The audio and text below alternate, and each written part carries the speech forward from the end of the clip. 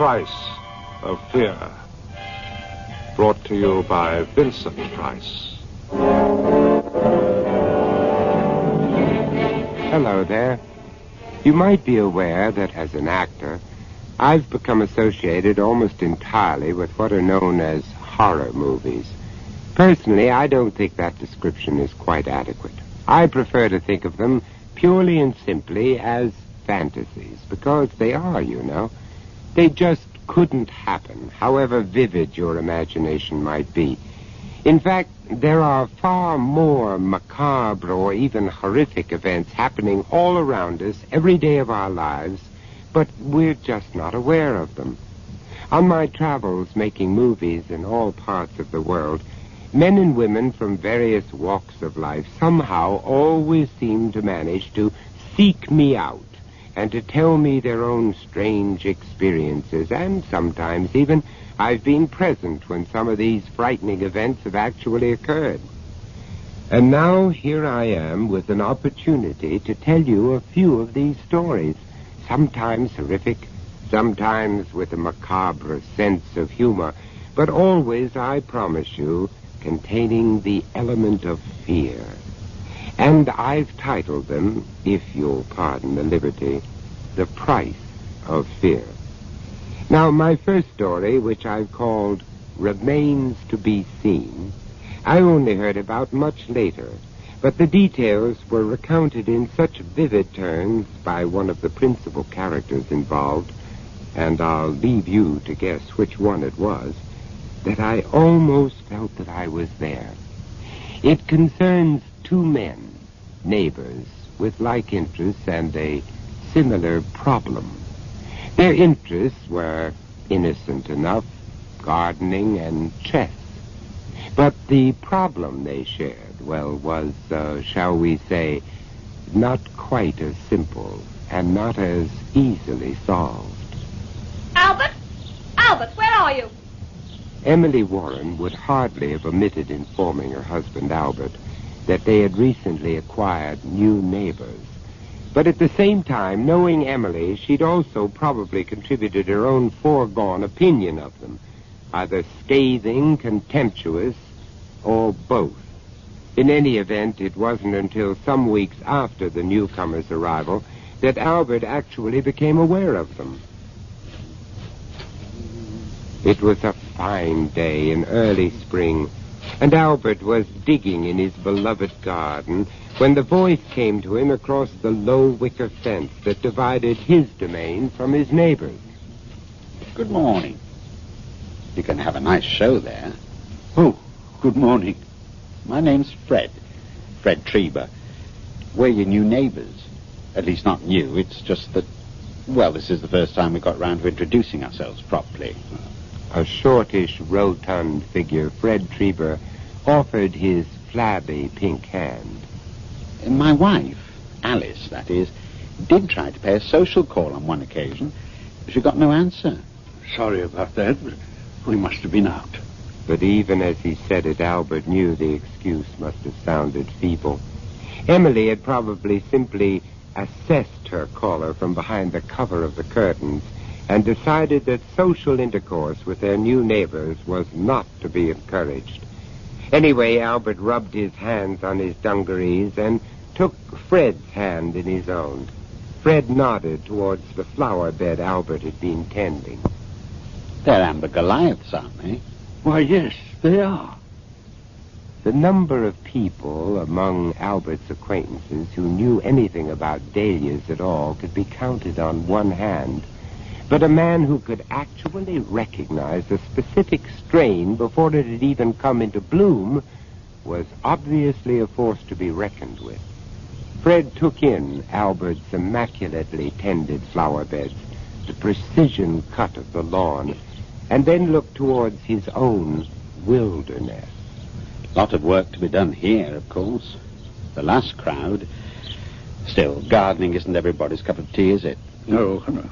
They didn't seem to take much interest. Do you play chess? What? Oh, you needn't even bother to answer that one. Show me a well-ordered garden, and 9 times out of 10, I'll show you a man who plays chess. Well, I wouldn't go that far. But I do, as a matter of fact. If you like. Yes? Only that if you'd care to have a game sometime. I'd like that very much. Alice doesn't take any interest, and being strangers to the neighbourhood. Tell you what, then. If you're not doing anything this Thursday, you might care to come along to our local chess forum. Oh, it sounds very grand. Way out of my league. Nothing of the kind. Just a dozen or so of us. We meet up each week. The odd game, perhaps a drink or two afterwards. We usually kick off about 7. Fred? Fred? Albert was aware of the crash of a window and Alice's frizzled red head emerging. Even at this distance, henna was obviously the order of the day. How many more times do I have to call you? No peace for the wicked, eh? Your lunch has been on the table for at least 5 minutes. So don't blame me if it's cold again. Well, what are you doing down there anyway? Just a chat, Alice, my love. Should have thought you've got something better to do. Wives. You know what they are. Wives? Oh, yes, I know what they are, all right. Till Thursday, then. About 6. Albert? For heaven's sake, Albert. 6 will be fine. 6, let it be, then. And 6 on the dot it was. Except that Albert wasn't quite ready for him. That is to say, he thought he was ready until Emily decided to point out... The collar of that shirt's beginning to fray. And Albert, those shoes. It could do with a rub over. And who's ever heard of anyone wearing a polka dot tie with a striped shirt, anyway? Oh, dear. Shan't keep you long, Fred. No hurry. I'm sure Emily will do a good job of entertaining me. Won't you, Emily? Don't mind me calling you Emily, do you? Not more than a couple of minutes. Don't forget to wash behind your ears, old fellow. A cup of coffee, Mr. Treba? Never touch the stuff. Caffeine, you know. Murder on the stomach. Not to mention the nerves. Da-da-dum-dee-dee. Oh, you're admiring my painting. Painting? It's a very good copy, don't you think? Not at all bad as repros go. Repro? Oh, yes, there is a difference. Oh? A copy is made by an artist, a repro by a machine. The one is alive by the very nature of it having been copied, the other dead by the very nature of it having been... Reproed? You've got it. Bit busy, though, isn't it? Oh? Bruegel always was, of course. Busy minds make busy scenes, don't you agree? Bruegel? Bruegel, Jan. 1569 to 1642. You know a lot about art. Nothing at all. Only the facts. Alice, my wife, that is, invested in this encyclopedia thing, you see. Never opened it herself, but the bindings are impressive, I'll grant you. Every home should have one. You know the kind of thing. Oh, yes, we have a simply splendid... Oh, yes. First thing I noticed as I came in. It's all facts, isn't it? Only facts. Nothing about what the man thought or felt or suffered. Only what he did. All set, then? Who is for chess, then? Fred Treber's chess wasn't exactly up to grandmaster standards. In fact, he freely admitted... Self-taught. Never read a book on the subject in my life. As for all this classic opening gambit stuff you go on about, Albert, well, I'll never get that into my head, and that's for sure. But for all his good-humored modesty, he had a natural, almost reckless flair for the game, so that as loser pays, Albert usually found himself buying the drinks. The conversation on these occasions was inevitably of the small-talk variety. It wasn't until a month after their first evening together that Fred suddenly took it into his head to change all that, and the audacity of it left Albert gasping. She really did give you a roasting last night, didn't she? I mean, even more than usual, I mean. Really excelled herself.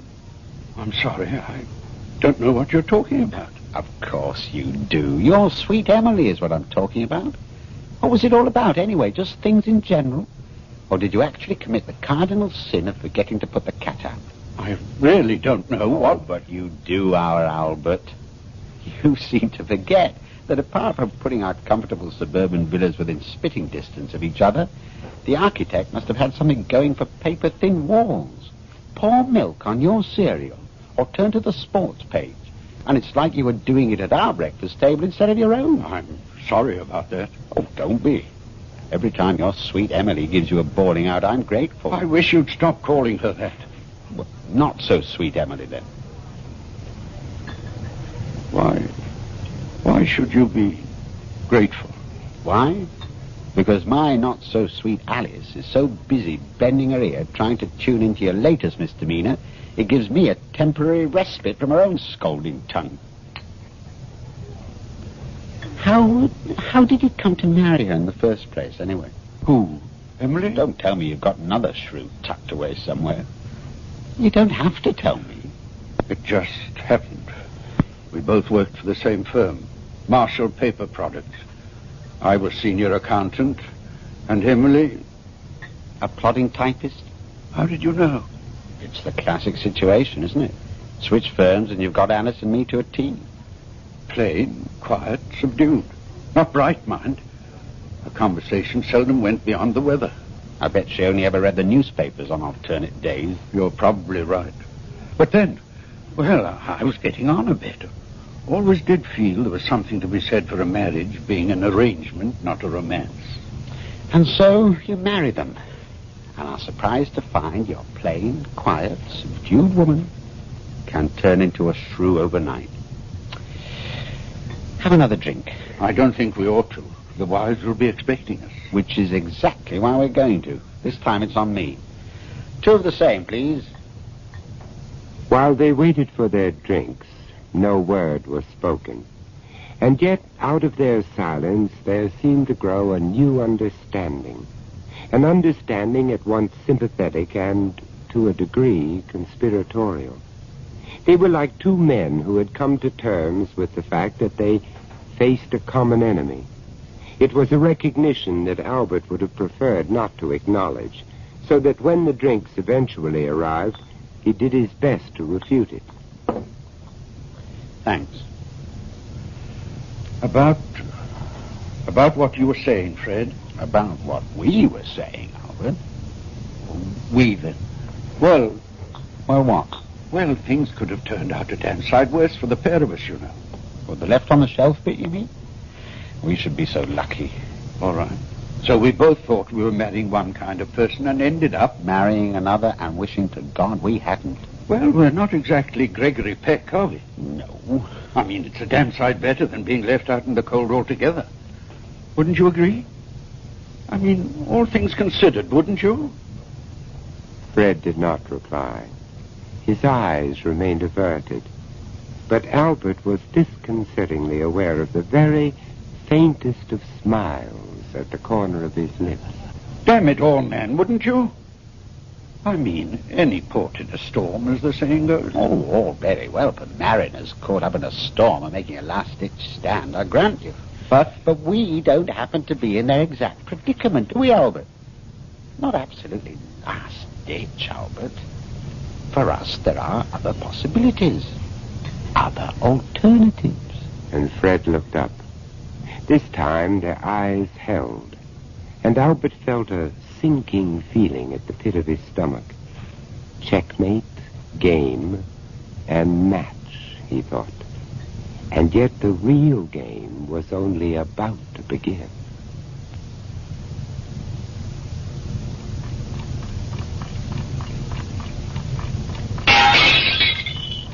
It happened in the early hours of the morning, but Alice Trevor, a natural insomniac anyway, and always on permanent guard duty as far as the Warrens were concerned, was out of bed and staring into the moonlit garden almost before the last tinkle of glass had died away.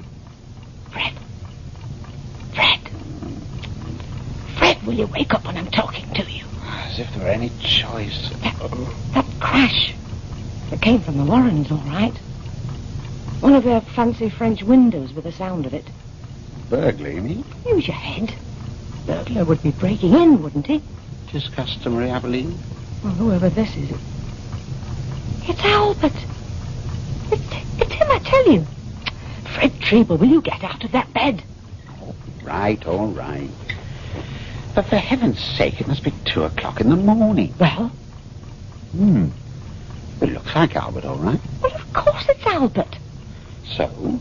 So why would he be breaking out of his own house? Hey, Fred, I do... Yes, he is. He's struggling with something. Hey, that's why he broke that pane of glass, you see. Struggling to get something through. Can you make it out? Some kind of box, by the look of it. Chest. A chest, more like. A large tin chest. Now, whatever would he be... Well, he's dragging it across the terrace now. Oh, do get behind that curtain when I tell you. Do you want him to think we're spying on him? Well, we are, aren't we? Well, now, he's dragging it down the terrace steps. Whatever is it? One hell of a weight, by the look of it. Well, he's left it there. Right in the middle of the lawn. Hey, he's going into the tool shed. Hey, do you see that? See the way he looked round before he opened the door? Very suspicious. Hey, he's coming out. He's carrying something. Back to that chest thing, by the looks of it. I do believe it. Yes, it's a shovel. A large, heavy garden shovel. He's digging, Fred. He's digging. But for Fred and Alice Treba, the show was over. As silently and dramatically as a curtain falling on a mystery play, a cloud passed across the moon, and the drama being enacted below them in the Warrens' garden was lost to view. They both stood there for a long time, scarcely breathing, but when the cloud had passed and the garden was once again bathed in the moon's ghostly light, there was nothing to be seen. Whatever had happened, was apparently over and done with. But not for Alice Treba. Let sleeping dogs lie had never been her favorite motto, so that after 3 days without sight or sound of Emily Warren, Alice decided to take matters into her own hands. I don't care what you think or what you don't think, Fred Treba. 3 whole days, and not a sign of her. As respectable, God-fearing citizens, we've no choice, have we? But, Alice... No choice at all. Come on, Johnson, put your back into it. That's better. Over there, Dawes. But, Mr. Warren, sir, the lady was only doing her duty. Duty, my backside. As she thought fit. Alice Treba's nothing but a nosy, meddling old busybody. As any law-abiding, conscientious citizen would. And as a result of which, you move in here with your Gestapo and start tearing the place apart. Look at my garden. Took years to lay that lawn. My God, they're starting on my dahlia beds now. Your own doing, I'm afraid, sir. If you'd chosen to cooperate in the first place. Cooperate? I like that. By confessing to an act I didn't even commit, you mean? Let's get it straight, shall we, Inspector? It's not that I'm not all for making your unpleasant duty a little less unpleasant for you. For both of us. But one's got to draw the line somewhere. Your wife is missing, sir. On your own admission, not a sight or sound of her for 3 days. Not since the night the Trebas saw... Thought they saw. What they saw. Then, for God's sake, list her as missing. And get these vandals out of my house and off my property. Oh, you do concede the fact, then? That she's missing? Well, if by missing you mean that she's gone away, that I am at present uncertain of her whereabouts, I concede the fact. Excuse me, sir. What is it, Constable? We finished upstairs, sir. I'll make a start down here, then. Why not take a peek in the cocktail cabinet? The cellar, Constable. It's locked, sir.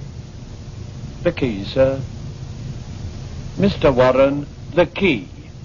On a nail, the right-hand side of the door. Right, when you've got things going down there, Constable, see if they've come up with anything in the garden. Right, sir. All right, you lot. Get on with it. Not a sledgehammer, for God's sake. No, sir. Having conceded the fact that your wife is missing... That she's gone away. How do you account for her absence? I don't. I can't. She simply packed a suitcase during the night and left me.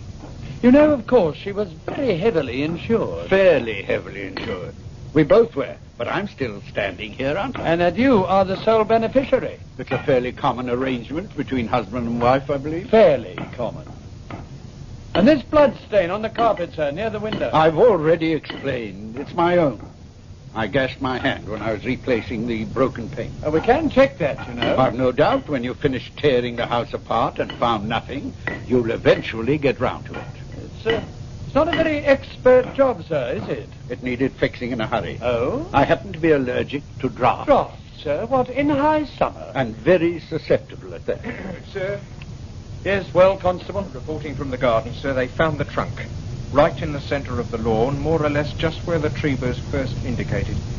I took the liberty of examining its contents, sir. And? Well, man? A dead cat, sir. What? A dead cat. So, I'm guilty of burying a dead cat.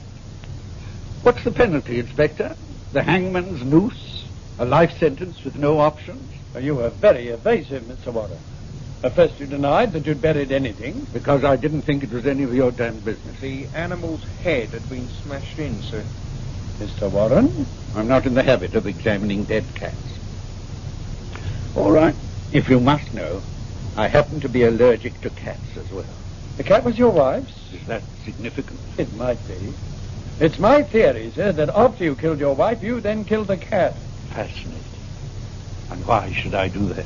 Perhaps because it would always remind you of your wife. Or perhaps because the creature had witnessed the disposing of the body and might lead us to... Constable, Sir? You'll be up for promotion if you're not careful, Constable. anything else to report?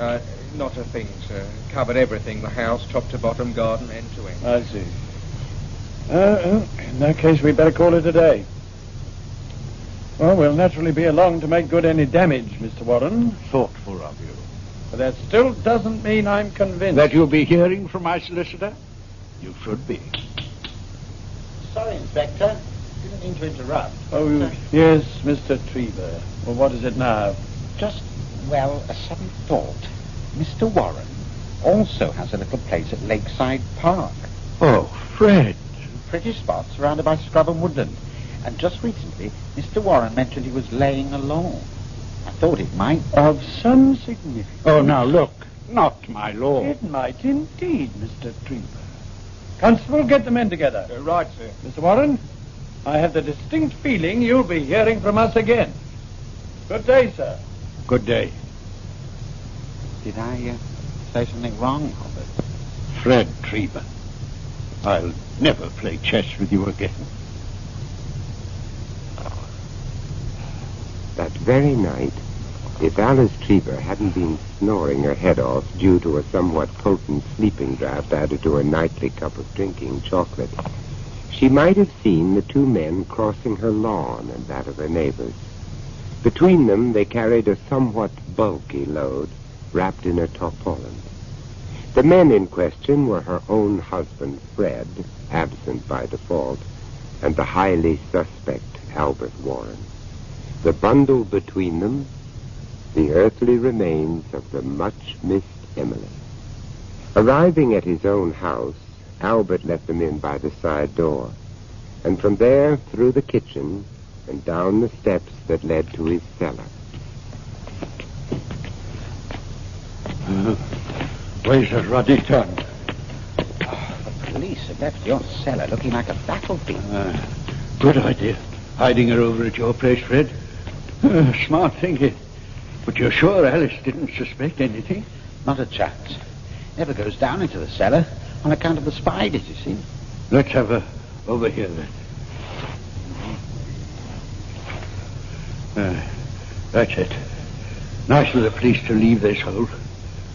Roll her in, then. Not very deep. Deep enough. You're sure they won't find her? Not a chance. Pass us the spade. A foot and a half should do it. They'll all be back in the morning to do the job properly. Would you believe it? The old cow's mouth is still open. Would you like me to close it? No need.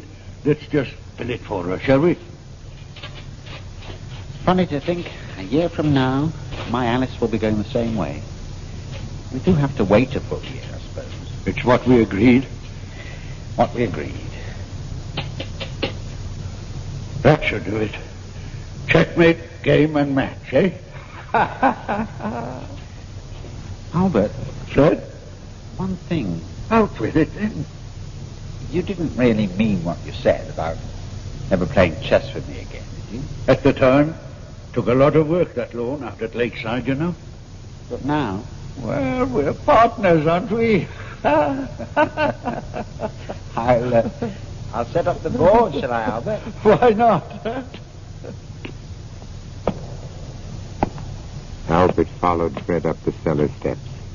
If he had a thought at all, it was only to remember the old adage to the effect that the safest place to hide anything is where no one will ever look.